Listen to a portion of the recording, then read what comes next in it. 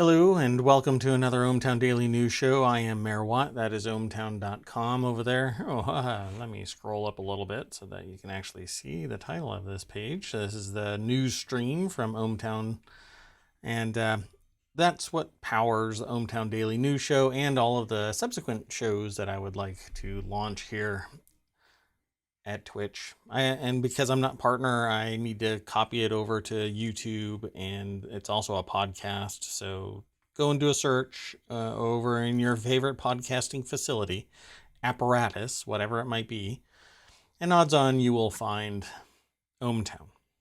And within it will be multiple shows: ohmTown Daily News Show, the Continuity Report. There's actually 50 shows that I want to bring to the market. I've just been started doing this, but I'm not hyping it up. I'm not advertising anywhere. Really, I guess I'm just kind of stumbling my way through this. So if you want to support this, be sure to come over to Twitch and follow it, or talk about it, tell people about it. Basically, ohmTown Daily News is a mishmash of news from across 6 main categories: create, news, education, entertainment, social, and technology. And within that, 50 shows. Like I said earlier, Continuity Report is just one of them. There's a bunch of technology ones that are more focused on a specific type of tech, but the ohmTown Daily News Show is kind of the holistic news show from across all of ohmTown, which is representative of news from across the internet. So some of it is global, some of it is local to the United States. That's where I'm at. I'm in the United States. Anyway, let's get into today's news. That way, well, it's Father's Day.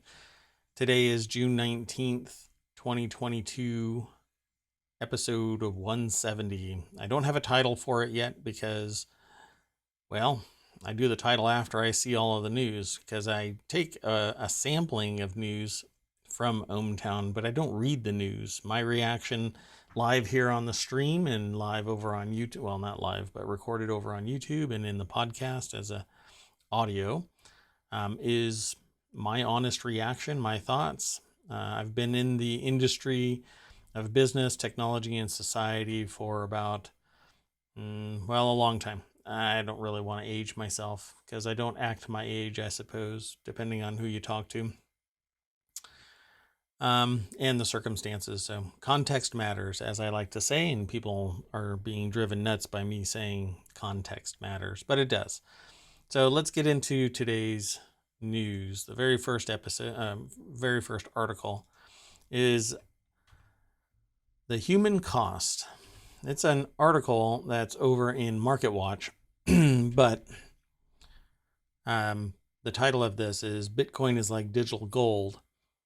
It's the first, and it doesn't have an unlimited supply. The wild ride of a 30-something investor during the crypto crash and how he fought against hackers."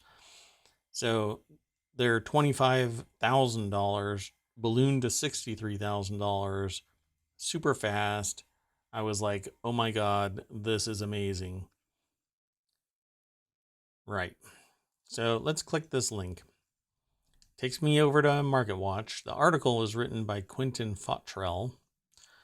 I don't know if, they're not the actual investor. So Vinny Zane, quote, "The scary part of the crypto space, more so with NFTs, is that you can so easily get compromised and hacked and lose everything."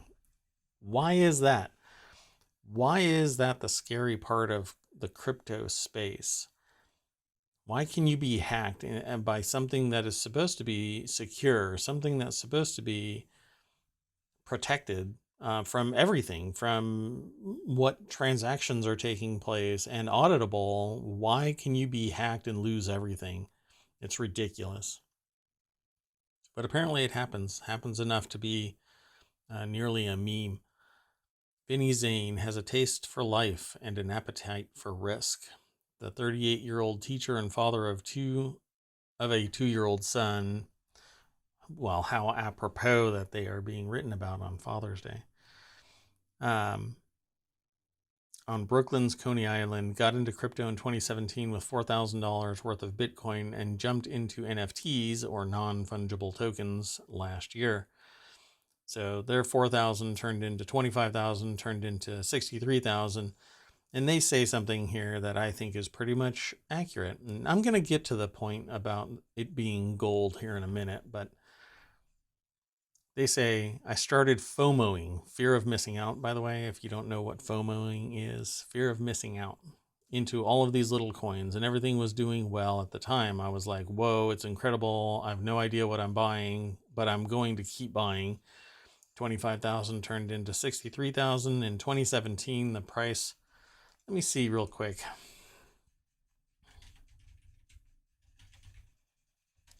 So,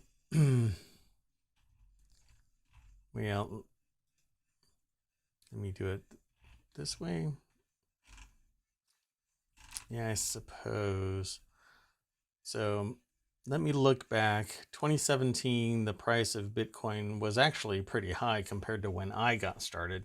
So somewhere in there, it was about $1,000. So, but between now and then, so that $4,000, let's say their average price was $1,000 because that was in part most of 2017 was above $1,000.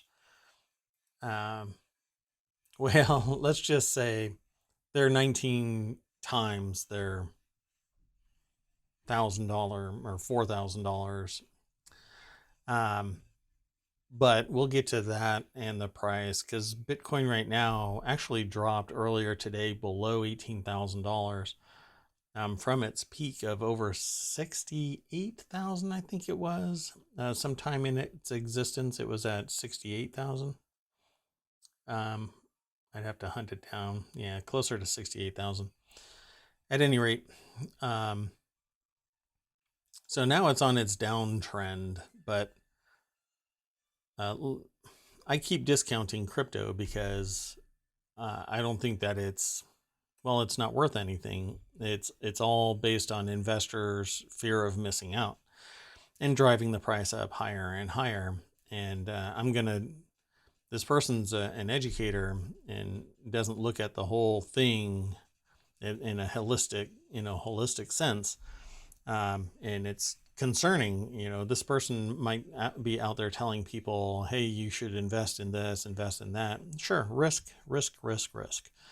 As investors reevaluate their investment in risky assets with talk of recession growing louder and the market heading for another week of red, Zane is holding firm. Yeah. He has, after all, already watched his investment implode in 2018. It was not pretty.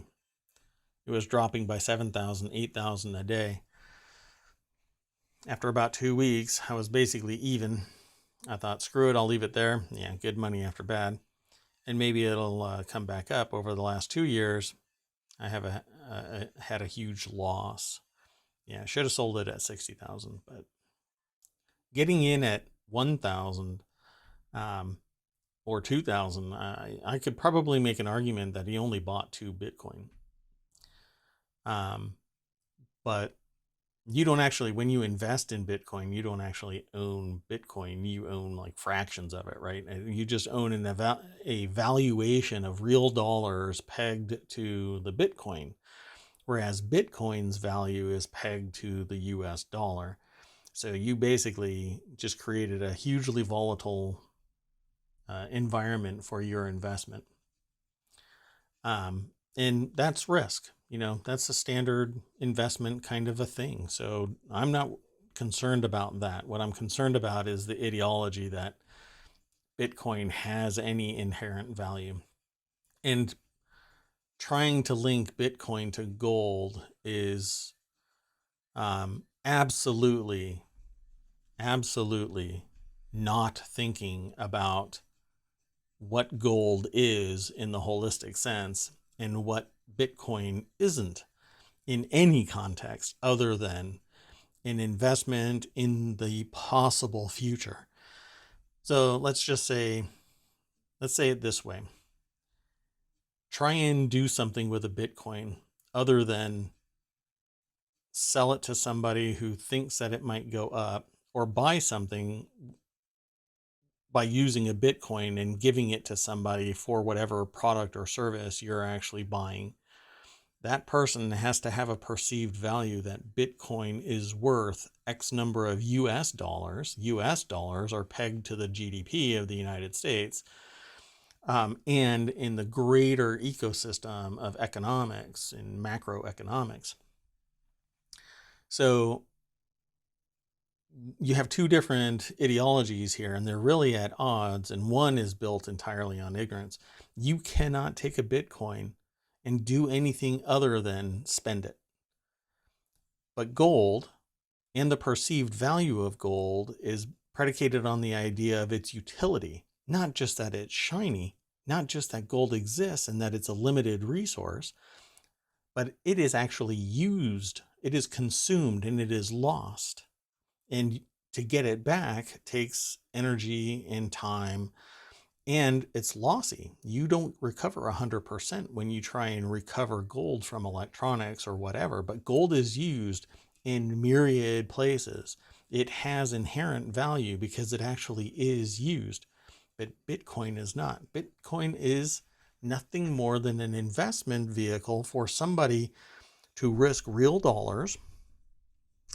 And it has turned the people who got into it really early. So I got into Bitcoin really, really early. Okay. It was like a penny. It was maybe 10 cents by the time I bowed out. I stopped paying attention to Bitcoin other than as a news element, something for me to talk to people about, because it really has no value except for the propensity of people to acquire it so that they can sell it for real dollars later on. I have an ethical compass that believes that value comes from spending money, not just accruing it, but spending money for products and services, and that stimulates the economy, whereas investing money to reap more money does nothing but raise the cost of living. The reason why we are in an inflationary trend right now, and greedflation really, is because there are companies out there and CEOs and boards that are saying you need to raise prices because our margins are being hit. That's the only reason why we have what we have right now, in my estimation. So somebody come to me and tell me, no, that's not why. And I would love to hear a conversation about it. But I am burdened by two things. One, I don't go out into the real world and poke a bunch of people and say, hey, look at my podcast or my stream or anything really. I do talk about this stuff in the real world, but online, nobody knows about me. So go out there and tell people who I am and what I am saying. And I'd love to have a conversation.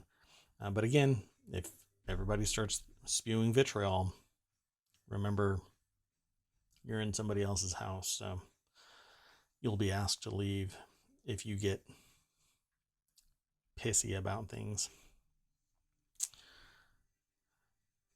At any rate, would love to talk about this more, but this person has a wrong perception. They've distilled whatever need to comprehend what Bitcoin is as a value of anything into something that actually has inherent value. You know, just because people thought that it was great because it was a limited resource, it was a limited resource, but nowadays it has actual function in its form. Whereas before it was an art piece, it was something that was in limited number, but could still be gathered, and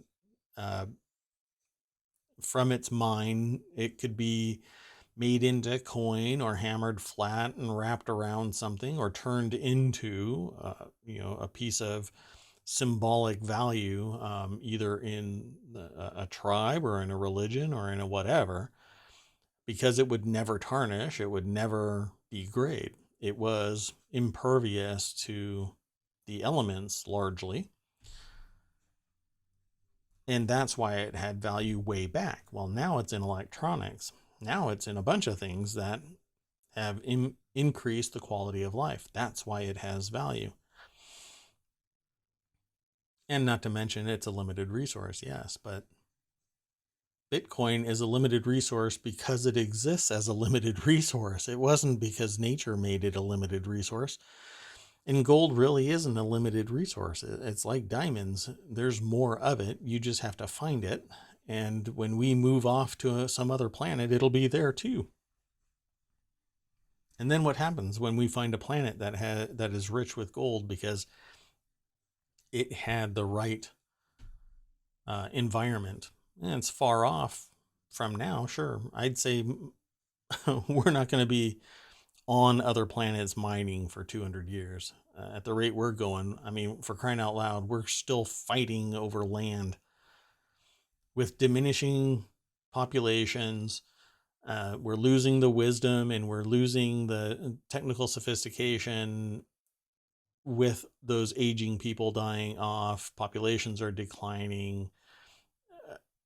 We have all kinds of technology, but we're fighting over a stream somewhere or trying to take over. Russia's trying to take over Ukraine because they want to get to the warm water port, and they think that they are doing great. And it's not all of Russia either. It's just a few people. Anyway, we're still fighting. We're throwing sticks just faster at each other.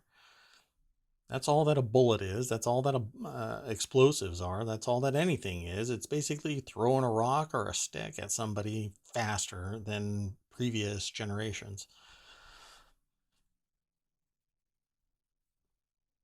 Anyway, so this is wrong-headed, I think. This person has a wrong-headed perspective and may have become financially well off because they got in at an early enough time to turn themselves into a 100,000-aire or something, whatever.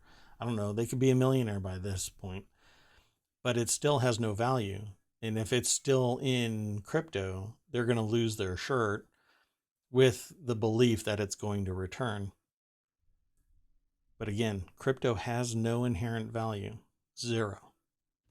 It's all money chasing after money, driving the price up. And when one person owns all of the Bitcoin, it's not going to have any value because nobody wants it. And it'll decline and it might rise back up, but it's all about money chasing money. Let's go on to the next article. It's in the Warcrafters channel. Check out the demo for stylish dynamic deck builder beneath Oresa.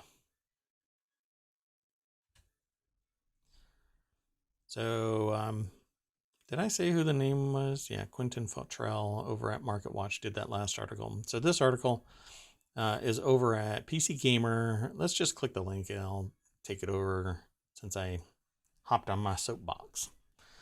So Jonathan Bolding is the author of this. It says, this science fantasy demo stands out in a flooded genre.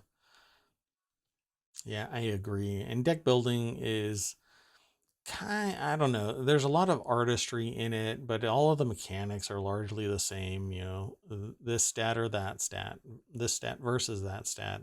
There's no story really there. It's just you competing against somebody else. But I love the artwork. I still love pretty much everything about it.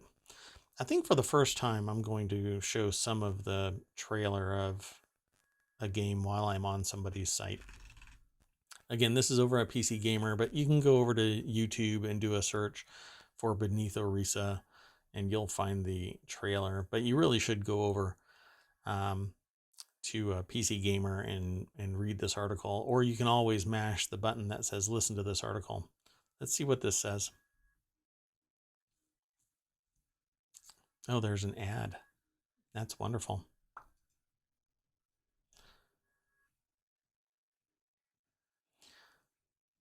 So you select the cards. Great artwork, very similar to Borderlands in nature, it seems. I don't know about the content of it, but it looks pretty neat. I like the idea of this design, but it is a deck builder, so keep that in mind. It looks like there might be a storyline to it. It says, as well as a heck of a lot of stylish animation They rarely recommend games in the genre, which has exploded in popularity since Slay the Spire, but they think that Beneath Oresa might have what it takes to join Monster Train alongside Slay the Spire as a great. Yeah, looks neat. Definitely looks neat. Go over to Steam. You can follow it, and hold on a second. Let's see here.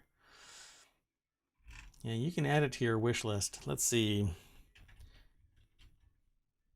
So Beneath Oresa is still a demo, and you can add it to your wish list, like I just did, and check it out. But definitely go over to PC Gamer. I don't have a relationship with the website. I'm not advertising for them. They're not advertising for me. But it is a source of news for me. Let's go on to the next article. And that is TSMC plans more 3nm chip factories in big Taiwan production push. So TSMC is further increasing its footprint in Taiwan by building 4 more facilities valued at $10 billion apiece in its production hub in Tainan. Tainan. Intended for the manufacture of 3nm chips, Apple chip partner TSMC has been working to expand production in a bid to address the global chip shortage. While attempts elsewhere in the world are slowly progressing, work is in its native Taiwan is going at a much faster pace. I certainly would like to have manufacturing return to the United States. What's interesting, though, is that we have very high-end manufacturing here domestically, usually with stuff that is intellectual property that wants to be protected to a greater degree, usually state-sponsored stuff. But we outsource all kinds of production to other markets, largely because of the cost of production. We have more oversight here in the United States, and it would be very expensive to spin something up here.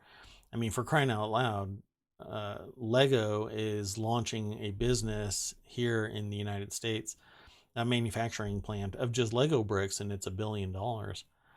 Lego bricks. We're talking about high quality molding, injection molding, and manufacturing of plastic, and it's $1 billion.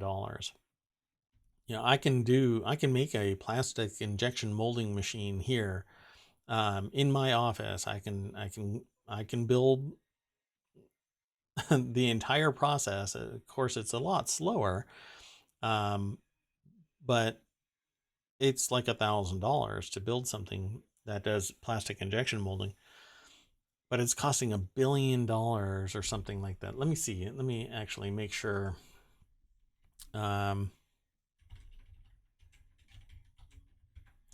I think it's in Virginia.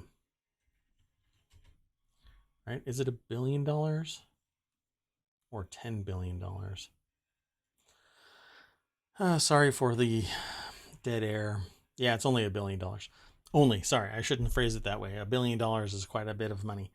But it's going to create 1,760 jobs. Well, TSMC is spending $10 billion US dollars a piece across 4 fabs in Tainan to address the global chip shortage. But I'm kind of curious why there is a chip shortage. Why is there a chip shortage? Manufacturing of chips is automated. You can't build chips using humans. You can do packaging and pulling and shipping and all of that stuff with people, but this is the push that's gonna, this issue is going to lead to further automation. The chip shortage and human capital is the problem. So it's going to lead to automation. But we also have this problem of diminishing population. So we're not even at the replacement level of the population because there isn't enough money, opportunity, equity, inclusion in any culture to encourage people to have kids. You know, why would somebody want to bring more kids into this world if the opportunity is to essentially become opportunityless. The moment that you are of age, you have to get a job and whatnot. There's nothing really there. And the reason why there's nothing there is because billionaires and mega corporations own everything and don't want to pay a living wage. They want to screw everybody and pay them only $7 an hour. Not to mention wherever else in other countries with less oversight than in the US, there's greater abuses. Thankfully, organizational bodies, essentially unions, like the European Union, is standing up to fight for the common person. Like here in the States, you have the House of Representatives that has dilution of its power as time goes on and populations increase. But you have increase in power when you turn the corner and look at Senate. Those 100 people stay stagnant. They are the same people, usually for decades, and their power increases as population grows, and the House of Representatives is diluted by that increase in population because it grows based on the number of people in a state. So anyway, let's go on to the next article, and it is U.S. Harpoon missiles destroyed a heavily armed Russian vessel in the Black Sea, says Ukraine's military. There's going to be a picture. I don't know what it is. I haven't seen it yet. I don't click on anything until I'm actually streaming, other than grabbing the headline and reading the little snippet of the aggregator. So we're going to visit the source, but this is from Business Insider, so hopefully it's tame. Ukraine officials have said they struck a Russian tugboat in the Black Sea using 2 Harpoon missiles on Friday. It's the first time Ukraine has announced it has destroyed a Russian vessel with Western-supplied weapons, and the statement says that the harpoons used were given to Ukraine by the U.S. So I'm not sure what the response is going to be, but so I look at things in a holistic manner, and when basically the United States became the world police, and I think it set things up it changed the dynamic, and what happened with the oil and gas shock in the 70s, late 70s, was the United States gave a bunch of support to Israel, and in response, oil producing countries bound themselves together, not as OPEC. OPEC was created in 1960. The oil and gas shock in the 70s was because this donation under Nixon to Israel triggered these oil producing countries really, that were part of AOPEC, an organization called AOPEC, which later changed to OPEC.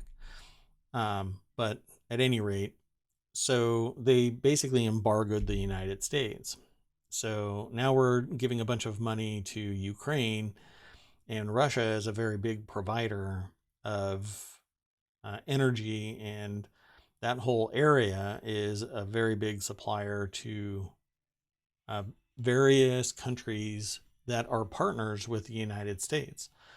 So if Russia wants to, they can kind of commit to this and turn off everybody that they provide services for, and that can influence costs. But all of this is borne by profit margins of companies, because it isn't like the government is doing any of this.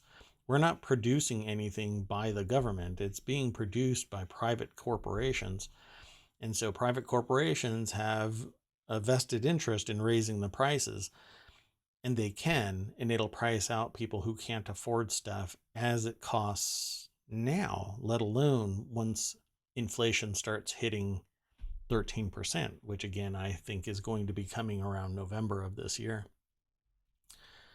So this could be one of those things where leaning into acknowledgement that the U.S. has been supplying Ukraine with weapons to defend itself could lead to um, bigger issues depending on what Russia leverages to thwart U.S. influence in this conflict. Some people will be fine with it. Other people will not be fine with it. And still others don't care one way or another and have no idea what's going on. This article is over at businessinsider.com by Bethany Dawson, by the way. So I encourage you to go over there and read this article. We provide a lot of weapons to a lot of countries, and it helps our domestic markets. You know, our economy is largely a military industrial complex, powered by oil. And as I've said in other episodes, oil is the one thing that is driving the prices up.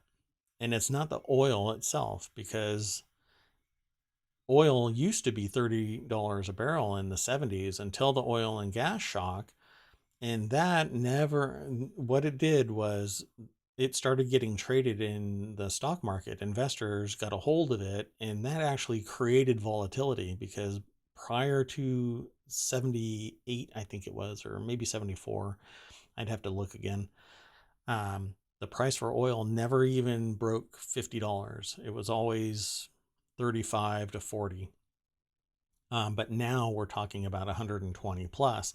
And that volatility, it was spurred on by investors looking at the future value of there is a lot of oil out there, but when it's being sold for $30 a barrel and you can constrain the distribution of that resource, people freak out. That fear of missing out has caused the prices to shoot through the roof, and it's constrained even more in times of trouble. So you end up with this increased volatility, and now you have inflation because it's greed. It is greedflation. Call it what it is. It's greedflation. Companies are demanding more money because they want more and recovering what they lost or didn't make, I should say, during the pandemic. And they're just using conflict as an excuse. So the next article, I'm going to have to move on. The next article is in the Hatch Ideas channel. There's an 85% chance of recession based on stock market price action as gloomy talk of a downturn becomes self-fulfilling, JP Morgan says.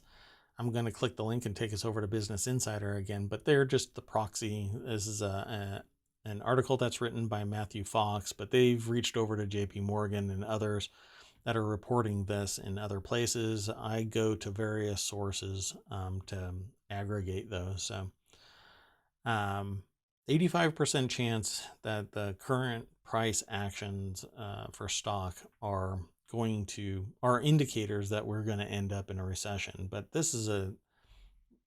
we've already known that we're heading towards a recession because the CPI is increasing. Inflation overall is inflation. Costs are increasing. Salary is not increasing commensurate with these increases. In fact, if you've been a government worker, you've basically been losing money hand over fist year after year. If you're in the public sector and you haven't been getting cost of living increases of 3% or more, you are already losing money, and you have been for the last decade. And the only ones that are really making any money are the ones that really, I mean, regardless of education or whatever, it's just certain segments of money protecting money. And this says the S&P 500 officially entered a bear market territory earlier this week and is now down more than 23% year to date. According to JP Morgan, the S&P 500 has experienced an average decline of 26% during the 11 prior recessions. So it doesn't mean all of the damage in stocks is done, as both consumers and investors grow increasingly worried about the 40-year records in inflation and fast rising interest rates. And then we just raised it 0.75% on Wednesday. So I think that we are continuing this trend, and some people are very cognizant of it, and all the rest of us are victims of their decision making. And this is self-fulfilling. There's no reason to quote unquote slow an economy. The problem is greedflation is concentrating all of this value, all of this wealth into the upper echelon of producers. And those producers, supposedly producers, job producers, resource producers, all of that money is trickling up. And, the idiocy of Reaganomics says trickle down, but that's not how it works. The middle class is supposed to be the generator of wealth, not one percenters. One percenters are sitting there saying, oh, out of the goodness of my heart, I'm going to create a job.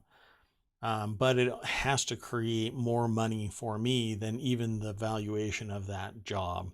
So if I give somebody a job for $35,000, I had better be making $85,000 to $100,000 off of their $35,000 job. It's that type of multiple in greed that causes inflation, that causes, and it's self-fulfilling prophecy to have a quote-unquote good level of inflation at 3%. It's the same thing with technology, saying, every 2 years, the number of transistors doubles. Well, that's a business model. That isn't physics. That isn't the reality of it.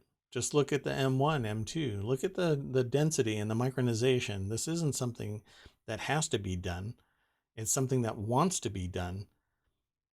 And that's why I don't really agree with all of this kind of stuff that's perceived by a supposed expert. No, they're creating business models, not the reality of living as a human being on this planet. The next article is over in the Hatch Ideas channel. This 26-year-old influencer quit her corporate job at a Big Four accounting firm to become a full-time content creator. Tanvi Shah has 70,000 followers on TikTok. By the way, TikTok is monitoring people. There's articles written about it where the US data is being parsed. The intensity of that, the is unknown. But there is discussion about what is actually going on. And 38,000 on Instagram. Increased her following from 5,000 to more than 38,000 in about 3 years. 26-year-old decided to leave her Big Four job after realizing that she could earn just as much. Shaw said that the corporate world affected her mental health and her job satisfaction is now higher, I'm sure. So businessinsider.com, Giota Man is the author of this.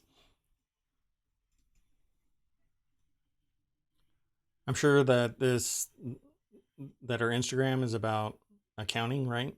It's about finance. What does she do?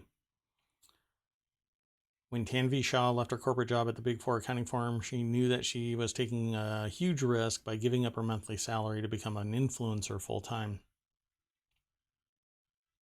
Posting regular on social media, she hadn't considered it becoming her main source of income. Let's see.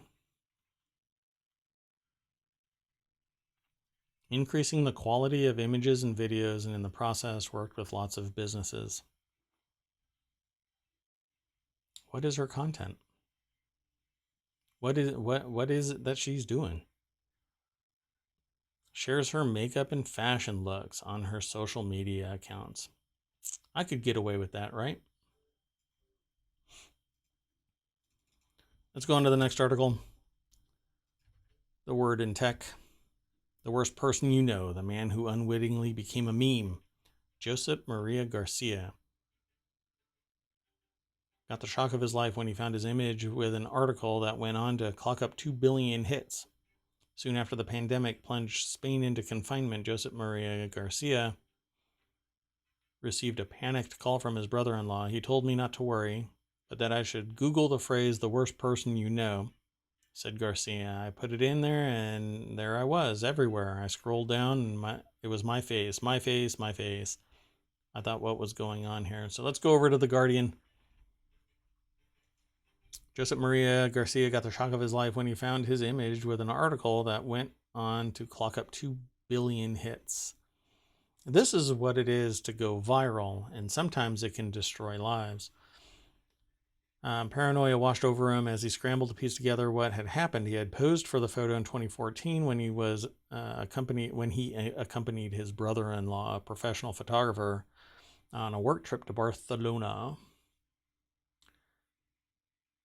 As his brother-in-law, who Garcia asked not to be named, yeah, that's funny.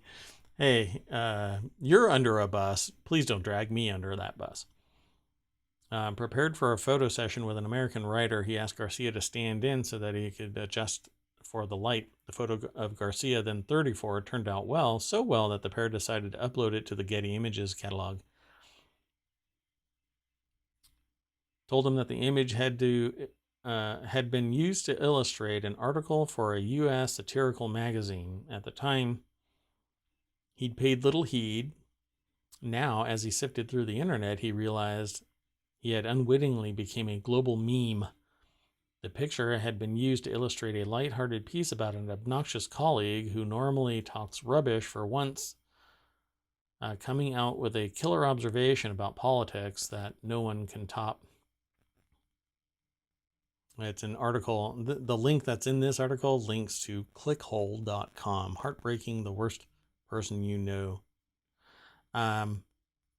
It's actually kind of funny. I used to go out with somebody that, for all intents, had no sense of humor, and then just blurted out one day if they became a serial killer, they would put life cereal in their mouth so that they would be ironic. And everybody in the room looked at each other like, did they just say that? Because it was hilarious. But that's kind of what this is, lighthearted piece about an obnoxious colleague who normally talks rubbish for once coming out and with a killer observation about politics that no one can top. Yeah, that's awesome. So you can go over to this article at The Guardian and read more about it.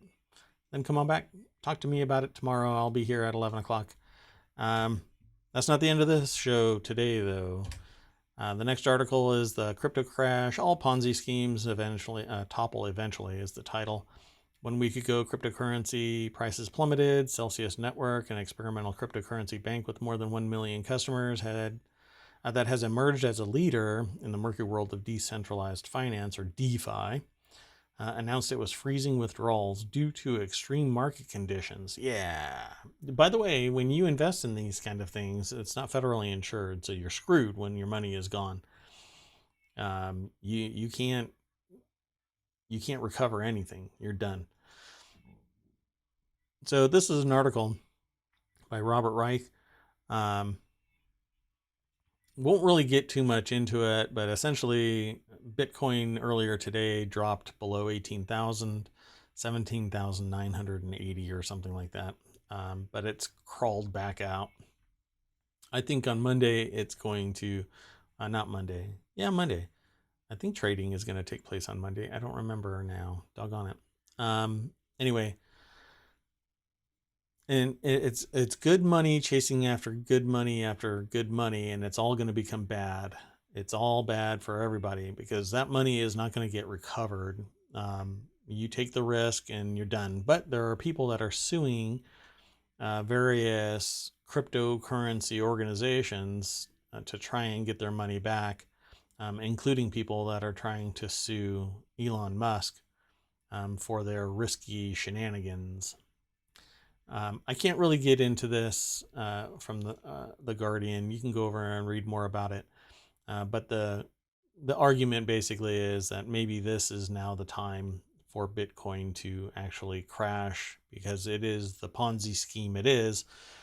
I mean, it's a fictional currency created by somebody that nobody knows, and they retained a metric ton of Bitcoin so that they could drip it out at a later date or not. Nobody knows, what's going to happen with their 200. I think they have 200,000 Bitcoin still that they kept, or maybe 2 million Bitcoin. I'm not sure.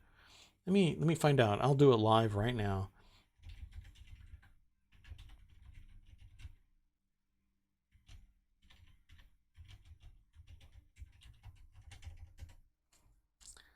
So yeah, so Nakamoto owns somewhere between 750 and 1.1 million coins, 750,000 and 1.1 million coins.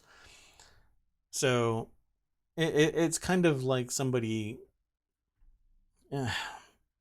I can't phrase it that way because it's just going to incite riot. But if you create the problem and then you create the solution at the same damn time, you are benefiting from the problem you created. And Bitcoin is speculation, nothing but speculation. It has no inherent value, folks. But people see it as an opportunity to be greedy and obtain money, real money, because that is what everybody is after. People don't collect Bitcoin just to collect Bitcoin. They collect Bitcoin because they can convert it into real US dollars or whatever domestic currency a miner is living under. I'll just continue on. This next article is aggregated into the Daily News Show. That's this show. It just happens to be a channel on ohmTown or in ohmTown. Apple workers vote to unionize at Maryland store. More than 100 employees voted to unionize by a nearly 2-to-1 margin. And while I value unions for what they do, they stop abuse by corporations. That has been their history, and they're vilified for it by corporations. Corporations that have an interest in keeping people cheaply retained. The problem with certain retail level unions, though, is that people come and go. And the people that formed this union at this Baltimore store are going to be gone because people typically don't make a lifetime of working at a retail store at Apple. You're not there for 20 years, and you're not necessarily, well, I mean, you may not be there. And then when somebody goes to get hired, they have to be part of the union, or they're essentially seen as a scab.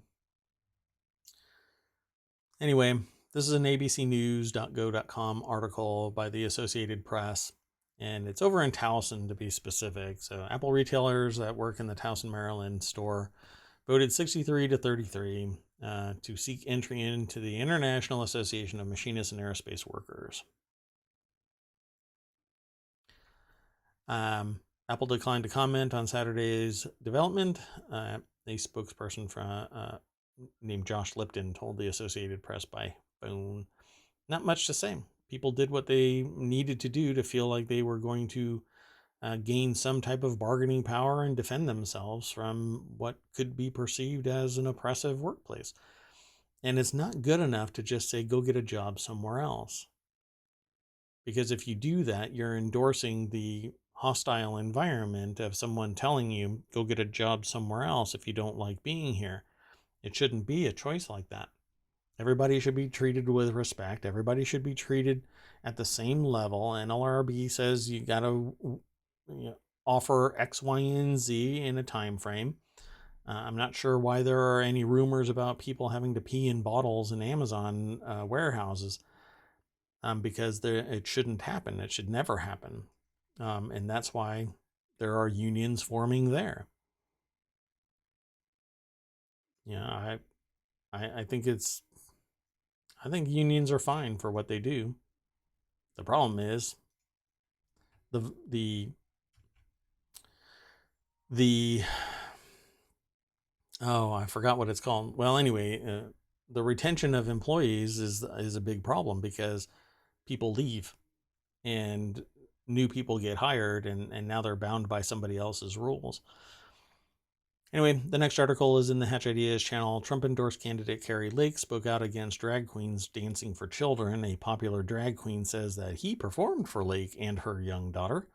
A Phoenix drag queen says that he was friends with Kari Lake, a Republican running for Arizona governor. Richard Stevens said he performed in drag in front of Lake's daughter, who was 9 or 10 at the time. Lake's campaign said Stevens' claims were full of lies, but her daughter did see a Marilyn Monroe impersonator perform. A popular Phoenix drag queen called out Kari Lake. So let's click the link. Yeah, and to me, it basically is the same thing. Who knows? I don't know if this is actually going to end up being proven, demonstrably proven. But this is an article over at businessinsider.com by Kelsey Vlamis. And there's Kari Lake, who's running for Arizona governor. You won't see it in the podcast, of course, but as I say, every accusation is a confession when it comes from certain people, and this certainly smacks of it. If this person, but we also know about this this escort that says that he hung out with Lady G and hinted that it is a senator. Not hinted, but called him out. We don't know. I don't know whatever happened to that person. I actually did a search recently to see whatever happened to that person, that adult escort. But it says here in this article, Richard Stevens, who's performed as a drag queen Barbara Seville for decades, said in a Facebook post on Friday that he and Lake used to be friends, but her recent comments on drag queen showed that she was a complete hypocrite, and that he has performed he included several photos of him and Lake and wrote, "I've performed for Kari's birthday. I've performed for her in her home with children present, and I've performed at her or for her at some of the seediest bars in Phoenix." Yeah. The argument will always be in the face of all of this, not that in a certain niche segment of the population, they're going to say, well, everybody can ask for forgiveness, and that invalidates any other claim that this person is hypocritical or not practicing what they preach, so to speak, or a bunch of other things you could say. I mean, the person is sitting there saying they kicked God out of schools and welcomed the drag queens. They took down our flag and replaced it with a rainbow. They seek to disarm Americans and militarize our enemies. Let's bring back the basics: God, guns, and glory. Yeah, bring back. That's basically code for bring back enslaving those that they don't deem worthy of being seen as a human being. That's what that code is for. And do it through might, and do it through the fear of an entity. Folks, if you want to be theological, God is everywhere. Everywhere. Lift up a rock, God is there. Look at a bush, God is there. See the world around you and the people next to you, God is there. If you are religious. Fear? No. That's an embodiment of human beings. That's the creation of people pointing a gun at you and saying you need to be afraid. Let's move on to the next article. That is the Daily News Show. Yellowstone National Park is partly reopening after its floods. There are still people that are trapped, from my understanding. To what degree, I'm not sure. abcnews.go.com is the author, or is the source of this aggregated bit of news from the Associated Press. I'm just going to pause this. There's a video playing if you're listening to this in the podcast. So Billings, Montana, Yellowstone National Park will partially reopen at 8 a.m. Wednesday after catastrophic flooding destroyed bridges and roads and drove out thousands of tourists. They were actually told to evacuate. And this will cost billions of dollars to recover. And during these inflationary times, I can imagine that once somebody says, oh, this is a government project, well, let's acquire more than those billions of dollars. Let's make it two. And if this gets done in a short time frame, it's going to be at peak inflation. So the North Loop is expected to remain closed through the summer, if not longer. Officials say it could take longer and take years and cost more than $1 billion to repair the damage in the environmentally sensitive landscape. But we overcome nature so that we can exploit it for driving through it instead of letting nature be nature. But it lets us see, right? It lets us see the park and everything is pretty. But the reality is that nature will take it all back, and it will cost money, time, resources. Let's move on to the last article of today. Georgia city official resigns after Confederate shop opens up. It's history, folks. The shop sells items with racial slurs and caricatures of black people. How is that even allowed to exist in the United States? Not as a law, but as a social construct of humanity. It exists because we've ignored teaching this across the board, that human beings were enslaved for generations in the United States, let alone or elsewhere. Okay. We know about tribalism. We know about people fighting other people and killing them and enslaving them in the microcosm of the conflict of regional disputes over resources. And that is largely a human, and I mean, it's a basic animal kind of a concept. Okay. That's why lions fight when they meet each other, and it's for resources and mating. And that's basically what that is all about, right? But you're a human being. So why are we doing this kind of stuff to other human beings? Why are there racial slurs that exist? Well, it's to demean and dehumanize another human being so that you can treat them lesser, even though the people you're talking about could be absolutely brilliant and life-changing in terms of their discoveries and benefit to society. But because they have a different colored skin or speak a little bit differently, suddenly you can make a caricature out of them, and not in a good way. You know, walking down the street of New York and you meet an artist that creates caricatures that take whatever natural thing you have and they blow it out of proportion as satire. No. This is a dehumanizing characterization or caricature of humans. This is racial slurs that in any other sense of the world, the same people would despise someone making a racial slur about them and despise an offensive caricature of them. People like this are sociopaths and have to, I mean, look at their environment. There has to be lead paint somewhere in this, okay? So it says Kennesaw Councilman James Dock Eaton said he wanted no part of the city's decision to issue a business license to the downtown store. His resignation is effective on June 21st. It breaks my heart to have to do it, Eaton told the Atlanta Journal-Constitution. Unfortunately, though, so Councilman Eaton is leaving, and that means that there isn't necessarily an underpinning, there isn't some floor to the racism and bigotry and dehumanizing of other people. It's basically going to allow Kennesaw to push people out because they don't fit their particular bent. And I can imagine that it's going to be, white, middle class for that area.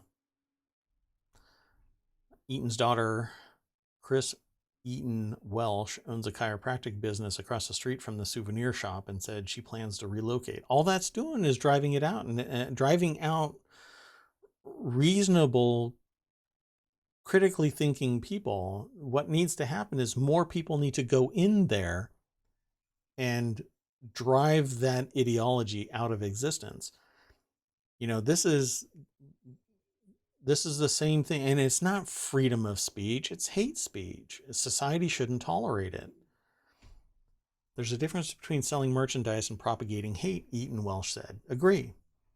Marjorie Lyon, who worked with Myers for years, said reopening Wildman's wasn't a decision, it's an honor. This is Wildman's Civil War surplus reopened Tuesday after closing earlier this year following the death of its founder, Dent Wildman Myers, and the expiration of its business license. I don't have any control over someone's emotional response, she said. I've heard all kinds of colorful things, and everyone's entitled to their opinion.